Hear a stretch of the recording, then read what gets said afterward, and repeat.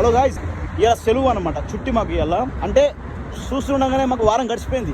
ఇట్లా గడిచిపోయింది ఇట్లా, అస్సలు ఏర్పడలేదు వారం గడిచిపోయినట్టు తెలుసా. అంటే అనిపిస్తుంది నిన్ననే ఉండే కావచ్చు మా సెలవు చుట్టి, ఇవాళ మళ్ళీ సెలవు ఇచ్చినట్టు అనిపిస్తుంది. అంటే గల్ఫ్లో రోజులు ఇట్లా గడిచిపోతాయంటే అస్సలు ఏర్పడదు. ఇప్పుడు నచ్చి ఒమాన్ వచ్చి నేను 7 నెలలు అవుతుంది, 7 months అవుతుంది నేను ఒమాన్ వచ్చి. అనిపిస్తుంది నేను నిన్న నచ్చినా కావచ్చు, మొన్న నచ్చినా కావచ్చు, మొన్న ఎయిర్పోర్ట్ నుంచి దిగినా కావచ్చు అన్న ఫీలింగ్ అనిపిస్తుంది నాకు.